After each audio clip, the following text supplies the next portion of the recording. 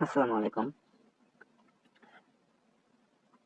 আজকে general math এর কিছু চ্যাপ্টারের প্রশ্ন, প্রশ্নপত্রের মান বন্টন ও একটি চ্যাপ্টার বাস্তব সংখ্যার কিছু থিওরিটিক্যাল প্রশ্ন, থিওরিটিক্যাল জিনিস আমরা দেখব। তো শুরু করা যাক। প্রশ্নপত্রের মান বন্টন। আমাদের প্রশ্নপত্র হবে 100 মার্কের। কত মার্কের হবে? 100 মার্কের। আমাদের জেনারেল ম্যাথে কয়টি চ্যাপ্টার আছে? জেনারেল ম্যাথে আনুমানিক এই চ্যাপ্টারগুলোই আছে। একটু বেশি হতে পারে, কম হতে পারে। যেমন বাস্তব সংখ্যা আছে, সেট আছে, বীজগণিতিক রাশি আছে, লগারিদম আছে, এর চলক বিশিষ্ট সমীকরণ আছে, বহুপদী আছে, দ্বিঘাত সমীকরণ আছে, সমান্তর ধারা আছে, ত্রিভুজ আছে, ব্যবহারিক জ্যামিতি আছে, চতুর্ভুজ আছে, বৃত্ত আছে, ত্রিকোণমিতি আছে, পরিমিতি আছে, দূরত্ব উচ্চতা আছে। এটা মেবি পরিমিতির মধ্যেই দেখলে বোঝা যাবে, আমার এখন মনে নেই। বৃত্তস্থ কোণ আছে, মানে বৃত্তি আছে, জ্যামিতি আছে, এটা থেকে পরিসংখ্যান আছে, আর একটা সম্ভাবনা আছে। এগুলো হচ্ছে আমাদের জেনারেল ম্যাথ। আর সম্ভাবনা মেবি হায়ার ম্যাথের একটি চ্যাপ্টার। তো যাই হোক, আমরা আজকে প্রশ্নের মান বন্টনটি দেখব। এটি হচ্ছে জেনারেল ম্যাথ এবং হায়ার ম্যাথ, দুই ম্যাথের ক্ষেত্রেই একই প্রযোজ্য হবে। তো এটা জেনারেল ম্যাথ অনুযায়ী আমরা দেখব। প্রশ্নের মান বন্টন। প্রশ্ন থাকবে 100 মার্কের, পরীক্ষা হবে 3 ঘন্টা। তাহলে আমরা দেখি সৃজনশীল প্রশ্নে কত মার্ক থাকবে। সৃজনশীল প্রশ্নে থাকবে 50 মার্ক। উত্তর দিতে হবে কয়টি? উত্তর দিতে হবে 5টি। এখানে উত্তর দেওয়ার ক্ষেত্রে কিছু নিয়ম আমাদেরকে ফলো করতে হবে। যেমন হচ্ছে, আমরা এখানে যদি কিছু নিয়ম দেখি, ক বিভাগ আছে, খ বিভাগ আছে, গ বিভাগ আছে, খ বিভাগ আছে। এই 4টা বিভাগ থেকে দুইটা দুইটা করে প্রশ্ন থাকবে, এবং এই 4টা বিভাগে থেকে মোট প্রশ্ন থাকবে 8টি, এবং উত্তর দিতে হবে কি? 5টি। কিভাবে উত্তর দিতে হবে? প্রতিটা বিভাগ, 4টা বিভাগ থেকে 4টাকে উত্তর দিতে হবে। দেন একটি প্রশ্নের উত্তর আমরা ইচ্ছা মতো দিতে পারবো। এটা হচ্ছে আমাদের ইচ্ছা মতো, আমরা একটি প্রশ্ন দিতে পারি ইচ্ছা মতো। এখন আসি প্রতিটি প্রশ্নের সৃজনশীল প্রশ্নে কয় মার্ক? 10 মার্ক। এখন সে বহু নির্বাচনী প্রশ্ন। বহু নির্বাচনীয় প্রশ্ন হচ্ছে কত? 30 মার্ক। কত মার্ক? 30 মার্ক। 30টা থাকবে 30 মার্ক। এর মধ্যে বীজগণিত অংশ থেকে থাকবে 12 থেকে 15টি, জ্যামিতিক অংশ থেকে থাকবে 10 থেকে 15টি, আর ত্রিকোণমিতি, পরিসংখ্যান অংশ থেকে 5টি প্রশ্ন আসবে। ত্রিকোণমিতি পরিসংখ্যান অংশ থেকে থাকবে কয়টি? 5টি প্রশ্ন থাকবে। মোট 30টি বহু নির্বাচনী প্রশ্ন থাকবে। সকল প্রশ্ন উত্তর দিতে হবে। মোট কয়টি প্রশ্ন উত্তর থাকবে? 30 বহু নির্বাচনী প্রশ্ন থাকবে, উত্তর দিতে হবে।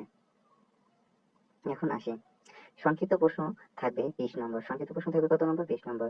20 নম্বরের মধ্যে কি 10টি প্রশ্নের উত্তর দিতে হবে, আর 20 নম্বর 10টি প্রশ্নের উত্তর দিতে হবে। থাকবে কয়টি প্রশ্ন? থাকবে 15টি সংক্ষিপ্ত প্রশ্ন, আর উত্তর দিতে হবে 10টি। প্রতি সংক্ষিপ্ত প্রশ্নের মান হচ্ছে 2 মার্ক। এখন আমরা কিভাবে, মানে প্রশ্নগুলো, মানে কোন কোন অধ্যায় থেকে কোন কোন বিভাগে প্রশ্ন আসতে পারে সেটা দেখবো। দ্বিতীয় অধ্যায়, তৃতীয় অধ্যায়, 11 অধ্যায়, এটা হচ্ছে বীজগণিতিক অধ্যায়। এই বীজগণিতিক 3টা অধ্যায় থেকেই হচ্ছে ক বিভাগ। এটা হচ্ছে ক বিভাগ। এখান থেকে 2টি প্রশ্ন আসবে, এখান থেকে ন্যূনতম 1টি উত্তর দিতে হবে।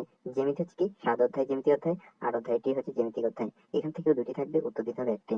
ত্রিকোণমিতি ও পরিমিতি। ত্রিকোণমিতি হচ্ছে 9 অধ্যায়, আর পরিমিতি হচ্ছে 16 অধ্যায়।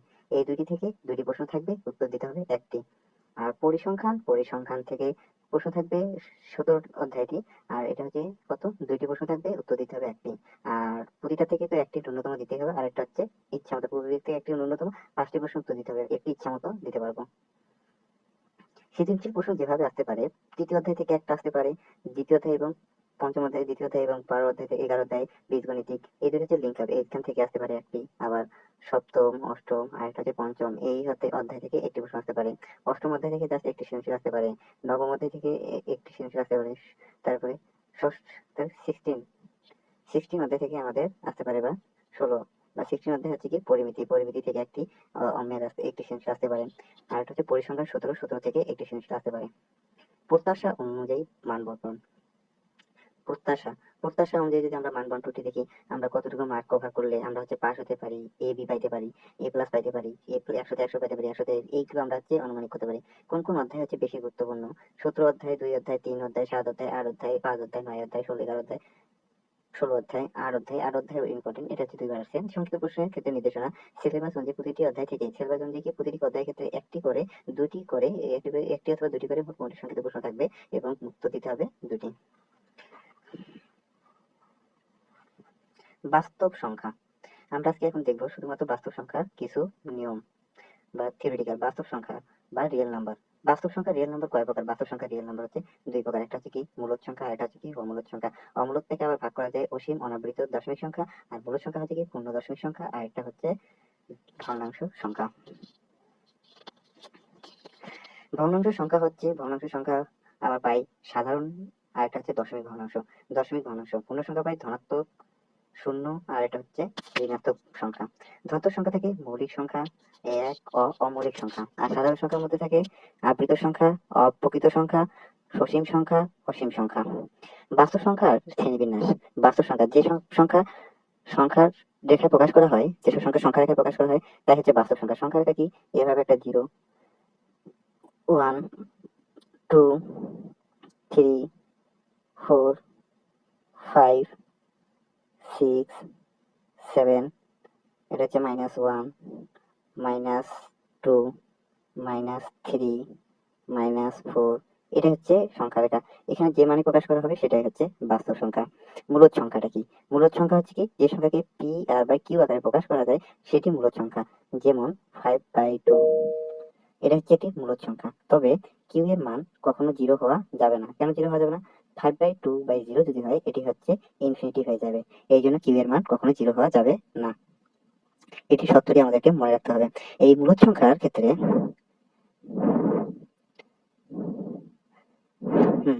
এই মূলদ সংখ্যার ক্ষেত্রে আমাদের যেটা জানতে হবে একটা হচ্ছে পূর্ণ সংখ্যা। পূর্ণ সংখ্যা মানে কি? এখানে যদি আমরা 6/3 নিই তাহলে এখানে আমাদের ভাগ করলে কি আসে? 2। এটা একটা পূর্ণ সংখ্যা হলো। এটাই হচ্ছে পূর্ণ সংখ্যা। এখানে কোনো দশমিক সংখ্যা আসে নাই। যেমন এখানে আছে ধনাত্মক সংখ্যা আসতে পারে। পূর্ণ সংখ্যার মধ্যে আবার আসে কি ধনাত্মক সংখ্যা। ধনাত্মক বলতে কি এখানে কোনো ঋণাত্মক আছে? সব ধনাত্মক। আর যদি -6/3 দিতাম তাহলে কত হতো? -2। মানে এটা হচ্ছে কি ঋণাত্মক সংখ্যা, আর এটা হচ্ছে কি পজিটিভ সংখ্যা।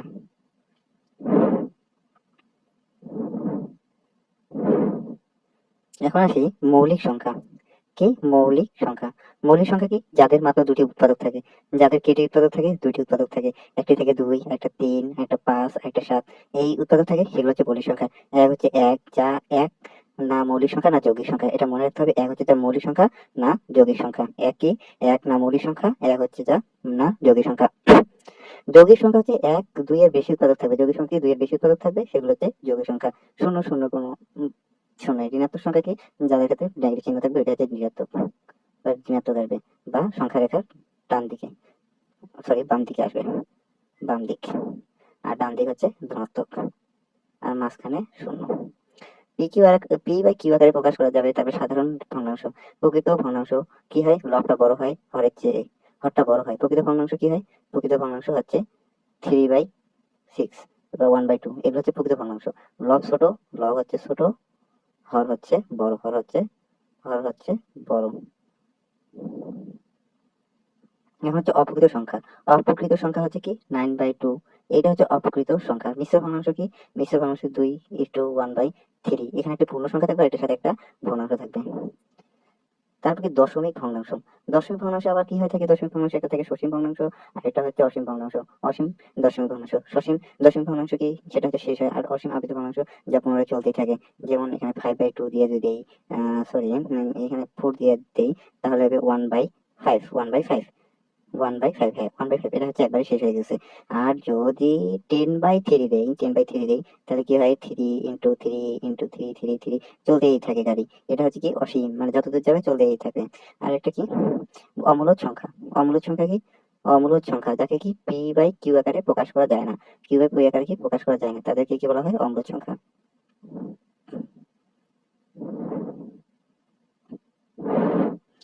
তাহলে এখানে হচ্ছে কি √2 এর মান কত হচ্ছে? √2 এর মান হচ্ছে 1.414 ডট ডট ডট ডট চলতেই থাকবে। এটা হচ্ছে পি কিউ আকারে প্রকাশ করা যায় না, এটা হচ্ছে অমূলদ সংখ্যা। তারপর পাই এর মান 1.3,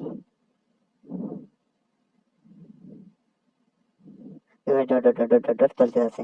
তারপর 5 পাবে। অসীম অনাবৃত সংখ্যা তাহলে হচ্ছে 1.1316 পাই এর মান। তাহলে পাই এর মান কত হচ্ছে? পাই এর মান হচ্ছে 1.1315 ডট ডট ডট চলতে আছে। এটা হচ্ছে পাই এর মান। তাহলে কি? এগুলো হচ্ছে অসীম অনাবৃত দশমিক সংখ্যা। এখানে কি কোনো সংখ্যাই একবার বা এটার সাথে এটা আর কখনোই আবৃত হয় নাই। আবৃতটা কি 6 6 6, এটা হচ্ছে আবৃত।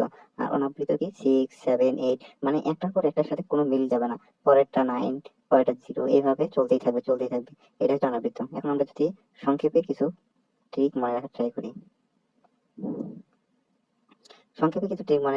তাহলে মূলদ সংখ্যা যে ভগ্নাংশে লেখা যায়, অমূলদ সংখ্যা যে ভগ্নাংশে, সরি,